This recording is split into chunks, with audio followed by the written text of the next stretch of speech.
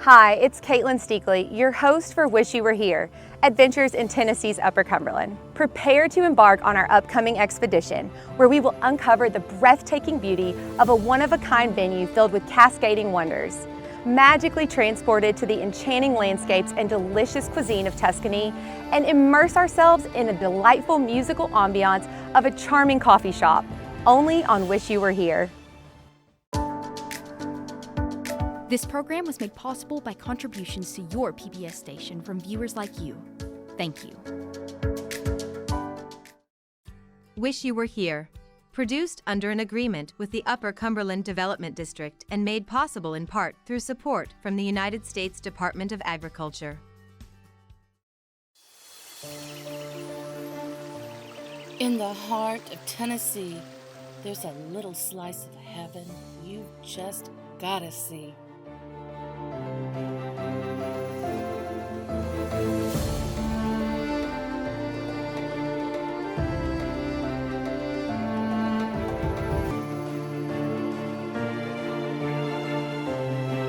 Oh man, wish you were here. Welcome to Wish You Were Here, Adventures in Tennessee's Upper Cumberland. I'm Katelyn Steakley, and I'm excited to be your guide as we explore the natural beauty and unique culture of this stunning region. Together, we'll explore the hidden treasures, breathtaking landscapes, and unique experiences that make the Upper Cumberland so exceptional. Join us as we embark on an unforgettable adventure and meet with our field correspondents to uncover the best-kept secrets of this stunning region. Our journey of self-discovery begins right here in a tranquil mountain oasis just outside the town of McMinnville, where visitors from all walks of life come to relax, reflect, and reconnect with nature. Welcome to the Isha Institute for Inner Sciences.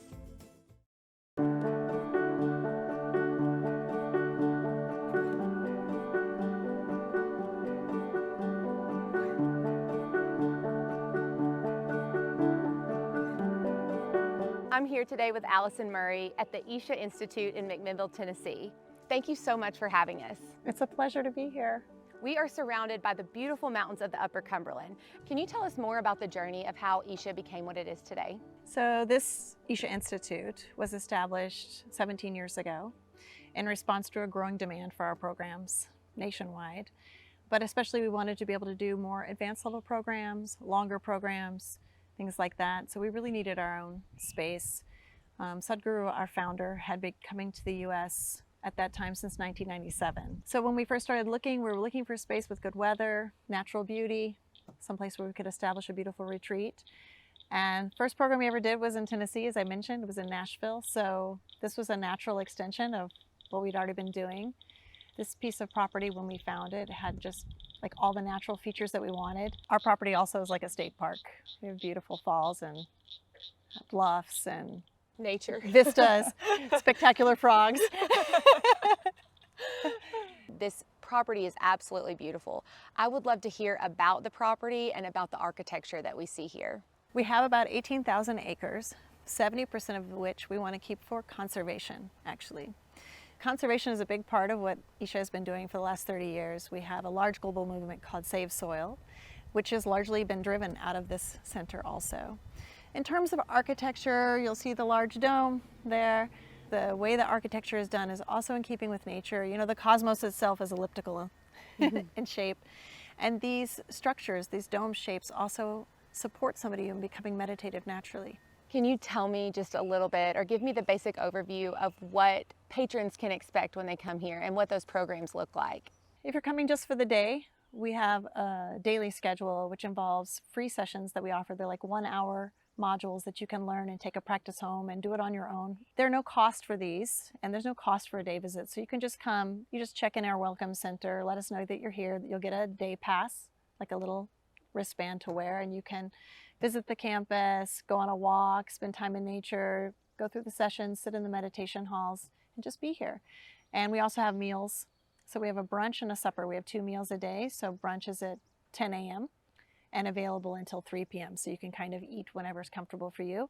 And then we have dinner at 7. So you can also purchase a meal. That's for day visitors. Then we also have residential programs for those who want to go a little bit more in depth and learn a little bit more yoga, deeper meditation processes. Those are from beginner level to advanced. So those are usually on the weekends. Sometimes they're a little bit longer, 4 or 5 days. So it may start on a Wednesday or a Thursday and stretch through Sunday like that. We offer Hatha yoga, which is a physical yoga that people are used to seeing in the studios around here and everywhere. This Hatha yoga is the asanas, or the physical postures that balance one's inner energies and bring a certain stability to the mind and emotions and all those things. And we offer Kriya, which is using the breath, certain subtle postures of the hands called mudras and things to balance the energies of the system. And then we also offer meditation. So different types or methods of meditation. Allison, thank you so much for joining us today and telling us more about Isha. I really appreciate it, and I'm super excited to go and meet some of your other instructors and practice yoga. Well, we are so happy to have you.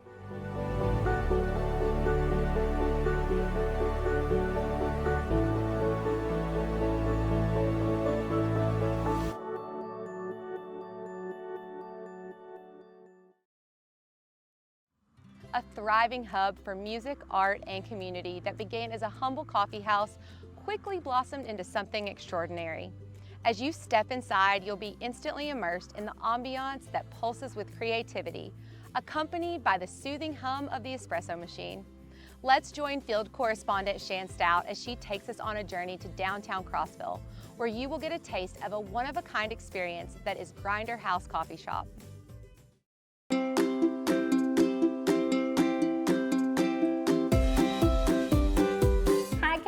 Wish you were here. Guess where I am? You're gonna be so jealous. I am at Grinder House Coffee Shop in Crossville, Tennessee, and I've got owner Asa Reese. Hi, Asa. Welcome to Grinder House. I'm thrilled to be here. It is my favorite time of day where I'm needing that pick-me-up, and I hear that you are the place to get me caffeinated. Absolutely, absolutely.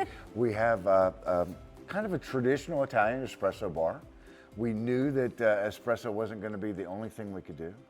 So we do food, breakfast through lunch, breakfast all day long. It's all made to order, scratch biscuits, scratch gravy. Our drinks, though, are based off of traditional espresso. So we pull those and mix it in a variety of ways with every flavor you could imagine. So what would you consider your top seller, or maybe your personal favorite? What's a specialty drink that I could come in and order? Lattes or fraps are probably our top sellers. Lattes, and there's one that we came up with, which is a lavender vanilla. Ooh, that sounds which lovely. Is really awesome. We also do frappuccinos, which are a top seller. You have an unusual thing being a coffee house. You also have the honor of being included in the Music Pathways Marker Program. Absolutely. So we're on the Pathways. We earned our pick in 2018. At the time, we were broadcasting our live music show every Friday night. Which we're sitting on the stage right now. Absolutely. We're on the stage. This table goes away and it becomes a stage. It was on internet FM radio. We were reaching 55 countries around the world that were tuning in and listening to our show. Oh my goodness, that's a broad audience. It's really broad. It's from Australia, Japan, Korea, UK, Brazil. And they wrote back and said, this is exactly what we think of as the Music Pathways. And so we were awarded the pick in 2018. That is such an honor. It really so impressive. It's really cool. Now, for people who want to check it out, you live stream these performances. Yeah, we do. There's about 6 different locations that you can find us. Grinder House has its own Grinder House Coffee Shop channel on YouTube. All right, now, this is not just a local place for people to land, but we earlier saw a group from Spain. You're getting people from all over. Absolutely. It's interesting because we're between Knoxville and Nashville. So there's a lot of travel between the Smokies and Nashville. They come through on I-40. They see our signs on the attraction sign on the interstate, and they come in to see Grinder House and get a coffee and have something to eat. You don't just sell your coffee here in shop, but Right. you have bagged coffee. So tell us a little bit about that process. We do have bagged coffee, and we've really struggled about becoming our own roaster. We would like to roast our own coffee. However, there's multiple coffee roasters in Tennessee, and we like to utilize local businesses. Yes, and I love that. Yeah, so we get it blended for our own use and labeled for Grinder House. And we can do some neat things because we work closely with local roasters, we can ask them to tweak this or tweak that, or we'd like to try a new blend. So a very distinct flavor. You're very Absolutely. particular, and if you taste their coffee, you're gonna know why. Now, you guys need to understand, we're right here, we're busy. This is always a hopping place, and I think it's time to try some coffee and maybe some food.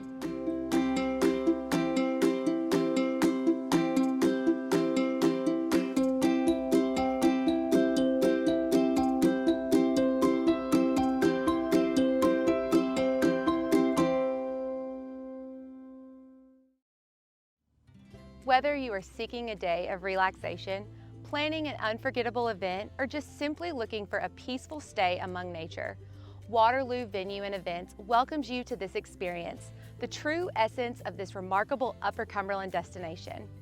Join correspondent Matt Beal as he takes you on a journey just outside of Cookeville, where we will discover all the natural beauty and southern charm this scenic river getaway has to offer.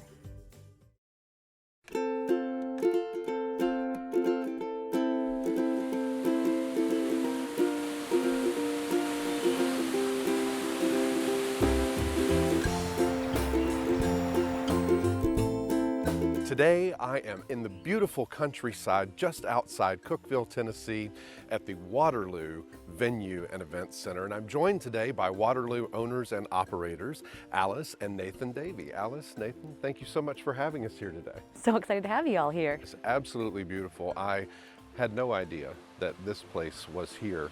Tell us how you found this beautiful piece of property. Yeah, so we found this, we came out for a music festival called Muddy Roots that happens a mile up the road. And we came down here every day to swim in the river, and we said, this is an amazing piece of property. And when we got back home, we started looking for land, and this popped up on Land Watch, and we said, is that Waterloo? No, that can't be Waterloo. That is Waterloo. Explain to us what happens at Waterloo. What can people expect when they come visit? Yeah, well, so we've got a venue place, which is primarily weddings, but we also do birthday parties. We just did a homeschool kids dance party, which was a lot of fun. We also have accommodations, a suite you can rent out, a tent in the trees that's available. And then in the summer, we also allow people to come for the day and just sit in the river and cool off, rent a float. We got some soft drinks and chips, and just hang out and enjoy nature. Now, when I think tent, I don't think about what's up there. So explain to me what we're talking about when we talk about tent camping and your version of it here. Yeah, so it's more of, the new term is glamping. So it's basically, it is camping without the hassle. So you've got a real queen bed in there, all of your cooking supplies. So basically you just need to bring your food, drink, maybe some clothes, and maybe a good book. Right. Well, because out here it's undisturbed and you hear and see so many things. What sort of wildlife do you see out here daily? Yeah, definitely birds, plethora of birds. We've got bald eagles, great blue herons, we've got ospreys nesting, red-tailed hawks, and then of course all the smaller ones, the bluebirds, the chickadees, the blue jays, you name it. But then we met someone else who snuck up on me earlier. Tell us who that is. Oh, we have a few goats on the property. I'm not sure where he is now, but one of them that we named Kid Trouble, he is actually one of our dogs as far as he's concerned. So he follows me around the property all day. He's not really ever too far. But he thinks he's a dog outside of the grazing on the hillsides. Yep. And we are on Spring Creek. Do I have that right? Yep. I had not heard of that either. Tell me about Spring Creek. Well, Spring Creek is a designated state scenic river here in Tennessee, and it has that designation due to its ecological importance to the wildlife that lives here on the river. We are on an actual horseshoe here on our property, and we have about 10 acres and 2,100 feet of river frontage on the creek. For folks looking to host their wedding here, they can have the wedding virtually anywhere on the property that suits them and their backdrop. Do I understand that correctly? Yep, Yeah. absolutely. And there are so many beautiful ones to choose from. And I understand this property looked very different then than now. So explain to us what you saw when you came here and what you did to make it what it is today. When we got here in 2018, it was a mess of broken and twisted trees covered in poison ivy and other sharp, thorny vines. It was basically an impenetrable jungle of The entire could not see the river, 10 didn't even know a acres. river you was couldn't, there. you wouldn't even know a river was here standing next to it. And we didn't want to just come in and clear cut and bulldoze the whole property, so we have pretty much gone through by hand and removed all the leaning trees and tried to keep everything that was standing mostly straight. And Yeah, and to make a beautiful retreat. We wanted a retreat for ourselves, but the property was too beautiful not to share. We're grateful to you all for coming all the way across the country, making Tennessee your home and sharing your home with us. It's such a pleasure having you guys here. Likewise.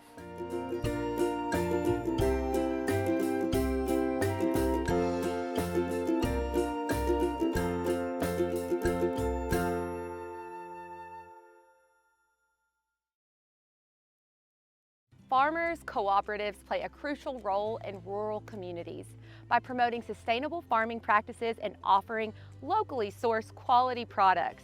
They foster a sense of community engagement and empowerment, connecting people to the source of their food and supporting local farmers and artisans. Recently, field correspondent Rafferty Cleary had the opportunity to visit Sparta and step inside one business whose beliefs lie in the power of providing the community with wholesome and renewable foods, the Farmers Storehouse.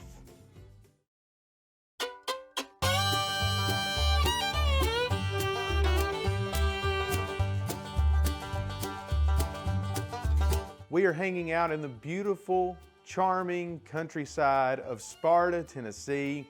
Farmers Storehouse is our hangout spot today, and founder of this wonderful establishment, John Costanzo, joins us. John, thanks for letting us hang out with you today. Oh, you're welcome. It's a pleasure. This is a community-driven business, bringing farmers and bakers together, but it's a cooperative. Explain the business model here. This actually all started out of need because, a lot of our friends and family died of cancer, and we didn't really trust the food industry, and we were just very concerned, and so we started looking to our neighbors to basically supply us with clean food.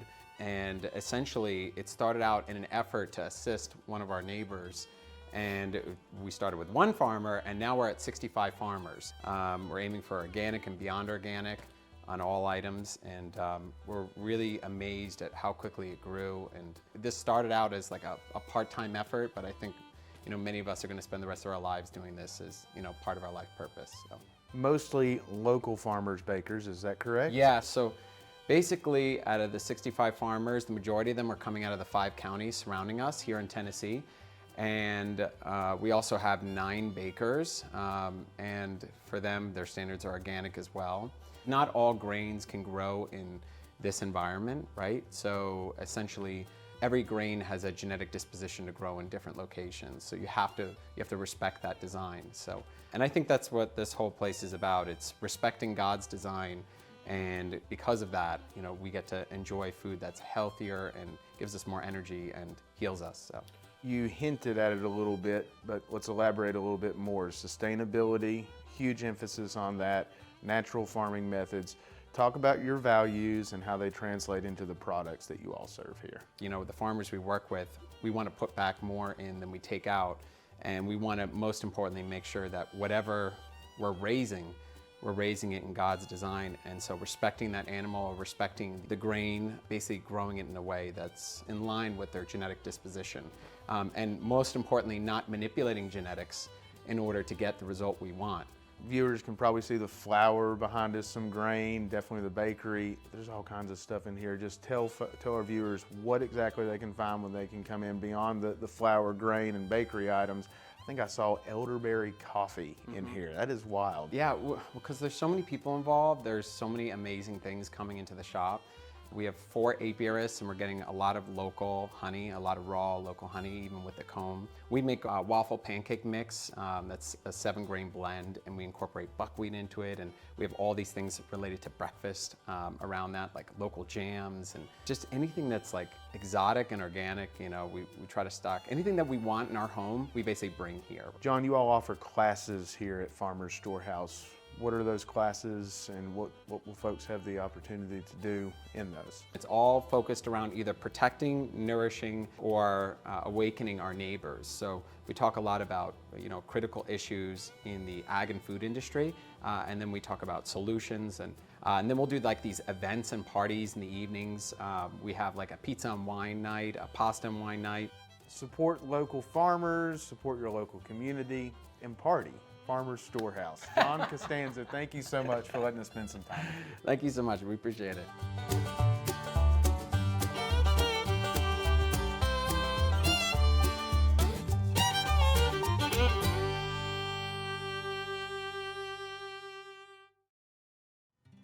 Embarking on a lifelong mission to inspire young minds, two visionary teachers found themselves standing at the crossroads of their own dreams. Fueled by a passion for authentic Italian cuisine, they seized the opportunity to open an enchanting restaurant, beckoning patrons to indulge in the flavors of Tuscany. Fortunately for us, they chose to transform their dreams into reality right here in the Upper Cumberland. Join field correspondent Shan Stout as she ventures to Hickman, Tennessee to uncover the irresistible charm and captivating tales behind the remarkable Tuscany Inn.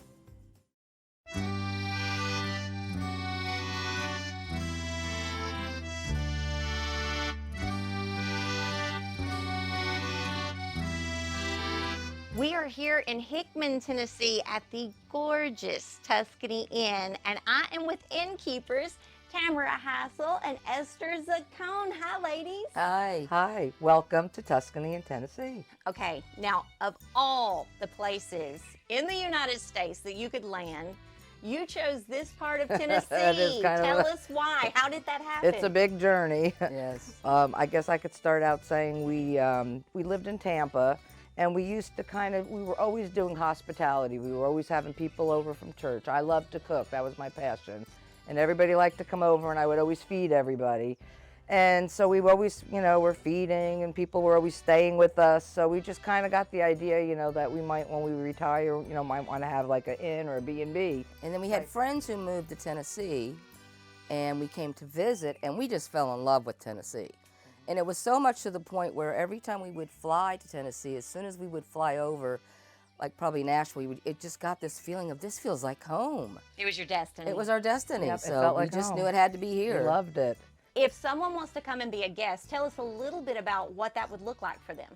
Well, they would pull in, and there's a guest parking space, and the rooms are in the back. And when we also bring a nice little welcome treat, and it's a cannoli, homemade cannoli cream that we make. Okay, I'm booking my appointment right now. And espresso, and that's like the little welcome gift. And then they, depending on which room they choose, the grande has a private hot tub, and it's a little bit more grande.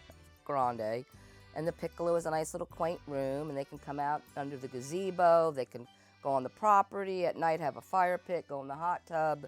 What's really good about here is it's a great place to unwind and relax. A lot of people like to unplug, and they'd really enjoy that. So that's kind of the whole premise of out here is a respite kind of place. And you also have these wonderful valets that met me at the door. Yeah, when you get here, you will have your We have the greeting committee. Yes, we have their adorable dogs at our feet right now, and they're just low key. They're enjoying all the sounds of nature as well as putting them to sleep. All right, now you've got your guests, and they can come for an overnight stay or more. But what if someone wants to come and just enjoy a taste of Italy? Can they dine with you? We're kind of unique. We're not really a restaurant. We're more, we call it personalized private dining experience, because we only do one group at a time. We have two seatings, 5 o'clock, 5:30 seating, and 7:30 seating. Esther probably makes the best chicken marsala I've ever had. Oh, so chicken marsala is definitely one of her signatures. And even some of our breakfast menus, we have things like Esther's famous cheese grits and the salad dressing. It's Esther's famous raspberry vinaigrette dressing. I make a couple of homemade She things. does make a couple of great things. They'll eat the salad and they're like, "Did you ever think of bottling it?" I'm like, "Well, not really, but." That's a dream for another day. Yes. I'm happy to see your journey. I'm happy to share in this dream with you today. And let's see a little bit more about what you do. Let's hit the inside. Sounds good.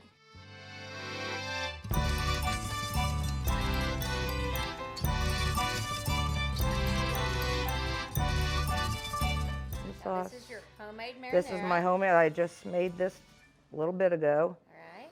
So now I'll just show you, and then I'll let you do it. Okay. You just kind of layer it, kind of like that. Just overlap it a little bit, and there you go.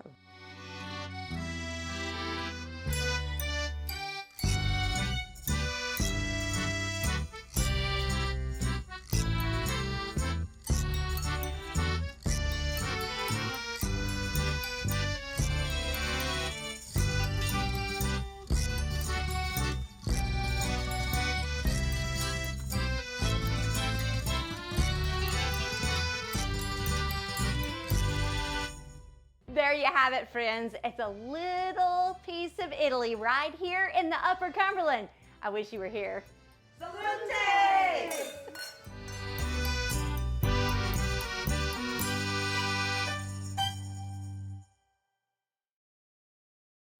As our exploration of Isha comes to a close, we leave with a deep sense of tranquility and renewed vitality. In a world filled with chaos and constant demands, Isha Institute stands as an oasis of peace and self-discovery, beckoning you to embark on a transformative journey. Through its serene surroundings and immersive experiences, Isha offers a profound opportunity to reconnect with yourself and nature. What an incredible journey we've had today exploring the Upper Cumberland. Thanks for joining us on Wish You Were Here, Adventures in Tennessee's Upper Cumberland. Until next time, keep exploring.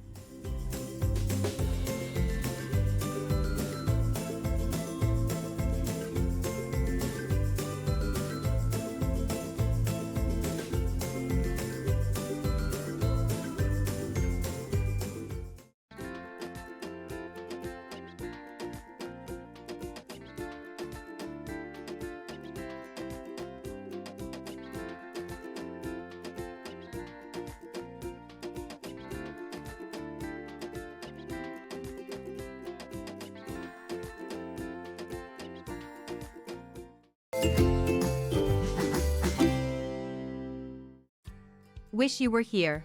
Produced under an agreement with the Upper Cumberland Development District and made possible in part through support from the United States Department of Agriculture. This program was made possible by contributions to your PBS station from viewers like you. Thank you.